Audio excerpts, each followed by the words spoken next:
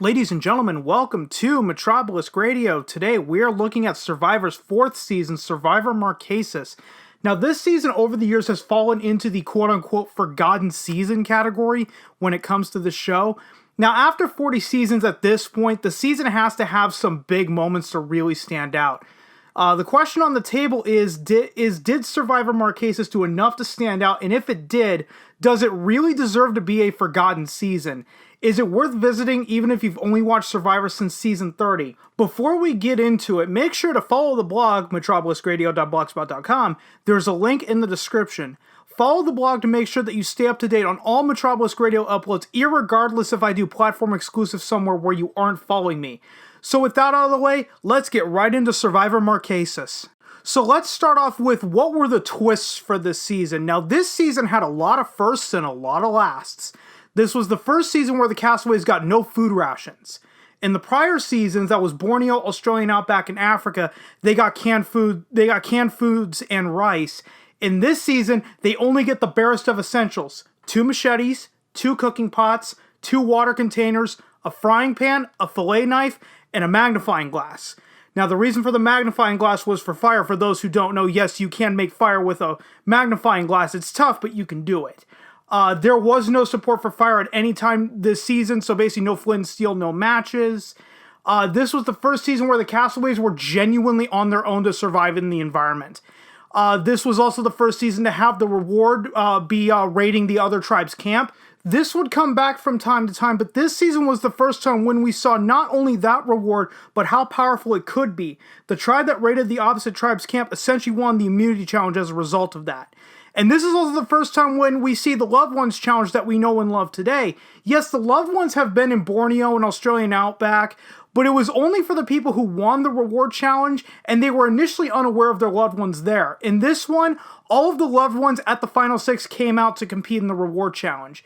Now, I did bring up that this would be a lot of lasts, and the big one is this would be the last season that used the Fallen Comrades challenge as the Final 4 immunity challenge. Thank fucking God.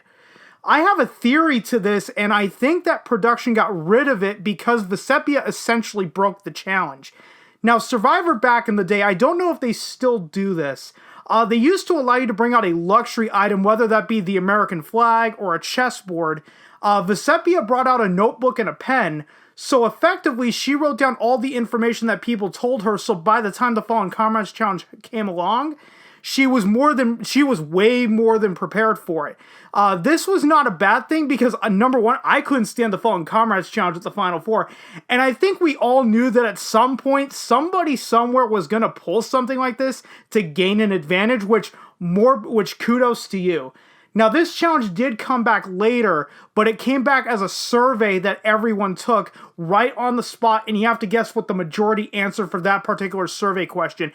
And it was no longer an immunity challenge. It got turned into a reward challenge. And if we're talking about Marquesas, we have to bring up the Purple Rock. Now, this was the first season to get rid of the prior votes cast method to resolve ties. Instead, in this season, if there was a tie, the 2 who received the votes were safe and the others would have to draw rocks. Now, it sounds fair until you get to the Final 4. Basically, a unanimous decision couldn't be reached between Nalia, Pascal, Cathy, and Vesepia because, heaven forbid, Nalia and Cathy don't want to fall on the sword with only 2 days left in the game. So, Nalia, Pascal, and Cathy all drew rocks. 2 yellow, 1 purple. Purple Rock loses. Pascal draws the Purple Rock and gets eliminated despite not having a single vote cast against him, and I don't think he had a vote cast against him during the entire game. Again, this is a much better method to resolve ties than the prior votes cast method, but this can't be applied fairly at Final 4, and even at Final 5 when there's just too few players left in the game for it to come down to chance. Because if you're looking at this objectively, it was actually in Nalia and Cathy's best interest to go to rock draws because they have a chance of pulling out of it, whereas, the third guy gets screwed, and, well, we finally saw that happen. Now let's move on to the cast assessment portion of this, and we'll start off with the Mataramu tribe, and the first person we're going to look at is Hunter. He was the self-appointed leader of the tribe. Now, the problem with this idea is that if you're going to be the self-appointed leader, yes, it'll help you early on, but it could come back to bite you in the ass later, and just like Boston Rob said, and I'm not going to attempt my my impression of him, because I can't do one. When he basically said that, I'm very similar to Hunter, but I'm just hanging back and letting him take all the heat since he wants to be the leader. Let him be the leader. And he said something to that degree. I can't remember what he said word for word. Then we have Peter. He was essentially the first boot of the season, and I can't really say much about him because personally, I really don't think too much of the first or second boots, because once you see them, they're basically gone. Then we get Patricia. She was the second boot of the season, and I believe that she was cast primarily to be the next Mad Dog, if you remember her from Australian Outback. The mannerisms, the age, the gender, everything is lined up for her to be the next Mad Dog. Then we get to Sarah. It's like she was primarily there just for eye candy. She was basically the Kim Powers from Africa or Amber Burkett from Australian Outback. Then we get to Gina, and she essentially got screwed. She was the nature guide in this season, and she actually benefited from the swap, but it only bought her a few more days. She didn't make it to the merge because the Rotu tribe just kept winning every immunity up to that point with the exception of one. Then we get to the big dog himself, Boston Rob. Yes, this is Boston Rob's first season. Now, the big thing that made him so legendary is that he ran his tribe after Hunter was voted off. Basically, he was acting like Vito Corleone from The Godfather in the sense that he controlled the tribe using fear, but he didn't go as far as burying the machete and emptying the canteens. Now, after the swap happened, it was always him versus John Carroll. Now, that's how he really got known, and I'll get to that rivalry in just a minute. Then we have Sean, and he was sort of the same as Boston Rob, very alpha male. Later on, he wasn't afraid to share his opinion, and as a result of being in the Majority Alliance post-merge, he made it a lot further than he really should have. And finally, we have Vesepia. She was someone who was just kind of there. Sometimes you noticed her, other times you just didn't. Now let's move on to the Rotu tribe, and we'll just go ahead and we'll start off with John Carroll. John Carroll, the guy that Boston Rob feuded with. Now, other than his feud with Boston Rob, most people probably know him as the guy who got stung in the hand by a sea urchin. Getting back to the Boston Rob feud, this had all the setup like a wrestling rivalry. And in a wrestling rivalry, it doesn't matter who's the face or who's the heel, because if executed perfectly, the rivalry elevates both wrestlers. And that's what happened this season. And it's really a shame that production never brought this guy back, even though they've brought back Boston Rob like 20 fucking times now. Then we have Robert, who is the other Rob on this season. Now, if you watch this season, they often refer to him as General. Basically, he was the younger Rudy Bosch, just not as politically incorrect as Rudy Bosch. Then we have Tammy. She was the crime reporter from Arizona. She got the Sue Hawk Award for her jury speech at the end, but I'll get more into detail about that later. We then get to Zoey, and Zoey kind of reminds me of Kelly Wigglesworth from Borneo, laid back, and then once the Alliance went to hell in a handbasket, she tried to distance herself from it just like Kelly did, but the difference between Kelly Wigglesworth and Zoey is Zoey was unsuccessful at it. Then we have Cathy, and she was the woman who pissed on John's hand after he was stung by the sea urchin. She was also the one who caught wind of the Rotu 4 alliance that was John, Tammy, Zoey in general. And she tried to get Pascal and Nalia to flip initially, but she was unsuccessful with their words at the time. And I'll get more into this in the gameplay portion of it. We then get to Gabriel, and he was the first person voted off of the Rotu tribe. Now, he made it just after the swap. He was kind of the laid-back surfer dude of the tribe. Then we get up to Pascal, and he was the oldest castaway this season at the age of 56. Not as old as Rudy was in Borneo, though. I think Rudy was 72. Now, he was the good old country boy, but that didn't make him the big Tom of this season. It was just Pascal was basically Pascal. He was his own character. And finally, we get to Nalia. Now, she was probably cast to be the next Elizabeth Filarski, the girl next door type of person. The biggest difference between Elizabeth and Nalia was Nalia didn't cry as much as Elizabeth did in the Australian Outback. Now let's talk about the gameplay of this season, and we'll always start with the pre-merge. Now, the pre-merge was really nothing special until you got to the swap. Basically, the Rotu tribe just kept winning everything up until that point. Now, once at the swap, the Mataramu tribe not only won a reward, but an immunity. They finally did, and it was their one and only. This would lead to the vote that would change the course of the game. Now, everyone says that this moment happened in the post-merge, but without this move, the entire post-merge could have gone down differently, and that move was voting Gabriel out.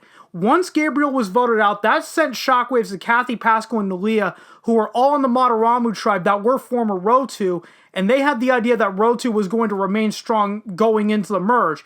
Well, that kind of went out the window. And I did state that Gina got screwed in the cast assessment.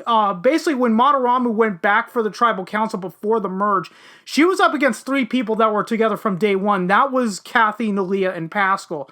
Now, it didn't make sense for those 3 to turn on each other at that very moment, so Gina just had to go at that point. Now let's get into the post-merge, and this is where the Boston Rob versus John Carroll really picked up steam. Boston Rob was voted out at Final 10 just after the merge happened, so basically he didn't make the jury. And for modern Survivor fans, a parallel to this would be Josh versus Jeremy from San Juan del Sur. This was Josh versus Jeremy before Josh versus Jeremy. Then the final 9 rolls around, and Cathy has already given up on row 2 to the end, so she joins forces with Sean and Vesepia, the only original Mataramu left. She tries to get Pascal and Nalia to flip, but they won't initially do it until the final 9 immunity challenge, where the alliance of John, Zoey, Tammy, and General basically revealed the pecking order. I don't remember the name of the challenge. It was a Survivor trivia, and then you got to slice their ropes, and then once all 3 ropes were sliced, they were eliminated. And basically, the Row 2-4 Alliance got way too cocky during that challenge, so Pascal and Nalia basically flipped, effectively causing a power shift that up to this point in Survivor had not happened. Prior to this, it was always Ogakor strong, or Kucha strong, or Tagi strong going into the merge. The power shift happened by those 5, Pascal, Nalia, Cathy, Sean, and Vesepia, to form an accidental alliance to just vote out the Row 2-4 Alliance back to back to back. Now let's get into my thoughts on the final 2 and ultimately the winner of the game. And we'll just start off with the winner of the game. That was Vesepia. Honestly, outside of breaking the Fallen Comrades challenge, she really didn't do much this season. She claimed that she had a strategy to get to the end and she saw it to its conclusion. The problem with this logic is if Pascal and Nalia had not flipped when they did, then Vesepia would probably not be in the final 2. It would have been either John, Zoey, Tammy, or General had it played out the first 3 seasons. And then we get the runner-up of Nalia. Now this was someone who didn't have to play the game until day 24, and that's when her and Pascal flipped on the Row 2 Alliance. Now this also highlights that it's not about striking, it's all about when you strike. You can make moves all day long, but if you mistime the move, then it could come back to bite you in the ass. And I feel that the only reason that she didn't win was because she fell victim to a bitter jury. Sean didn't like her, and the Row 2-4, with the exception of Zoey, was very bitter about the fact they got outplayed by a Mormon. And you can see this in Tammy's jury speech that she won the Suhawk Award for, when she basically tells Nalia that, well, you just got too greedy. You just wanted to make it to the jury. And you're such a hypocrite because you're a Christian and Christians don't lie. When this is a game that's all about lying, cheating, and stealing. So it basically turned into, how dare you want to win this game? Fuck you, I'm voting for the other guy. And I personally believe that this is why Vesepia is not a memorable winner, and this comes back to the concept of bitter juries. A bitter jury can really ruin a winner's potential when it's revealed that the person who won only won because the other people were too pissed off with the other guy, even though the other guy did way more to win. Like I said, even though gameplay-wise, they did a lot more than the other person to get to the final 2, who carried who? But just as I stated, Vesepia probably doesn't make final 2 if Nalia and Pascal didn't flip, so who's the most deserving winner that season? I don't want to get into this big long debate because we could be here for hours and hours on end, and I personally don't want to talk about this for hours and hours on end. Now let's move on to the reunion. Now this reunion was better than the first 3, and that simply comes down to having Rosie O'Donnell hosting it instead of Bryant Gumbel. Bryant Gumbel isn't a bad interviewer, but he took the reunion way too seriously for what a show like Survivor was. Now, I don't care what your personal opinion is on Rosie O'Donnell. Her coming from comedy really helped her play up all the best moments from that season. She had not only the cast laughing up there on the stage, but the entire crowd. Her hosting the reunion definitely made it a lot more entertaining. Now, going forward, I thought it was better to have someone like a Rosie O'Donnell or a David Letterman host it, but as we all know after this season, Jeff Probst would start hosting them himself. Now, that approach has had varying degrees of success, but I don't want to get too far ahead here. Now, this season is not being praised for its cast. In fact, most casual fans of Survivor know this season for 2 things, like I stated before. Number 1, this is the season where the guy got stung in the hand by a sea urchin, and number 2, this is Boston Rob's first season. Now, this season had so many moments that are still in modern Survivor, like alliance flipping, that started here. The loved ones visit that we all know and love started here. The no food rations that stayed around for a long, long time after this started here. There's too many of these firsts and lasts for this season to simply be ignored. And I'll end the episode off with this. Jeff Probst has stated that this is his second to least favorite season because he felt that it was just too boring. Well, he said that back in 2009. This season premiered in 2002. As of the recording of this episode, we are 18 years removed from when it initially debuted. Maybe it was viewed as a bottom tier season 10 years ago. Like I said in my Survivor Australian Outback retrospective, just because something was popular at the time doesn't mean that it will stand the test of time. Now, I would say the opposite occurred for this season. I believe that time has actually been very kind to this season. Even modern fans would probably enjoy it because things that are staples of the show now started here in Marquesas.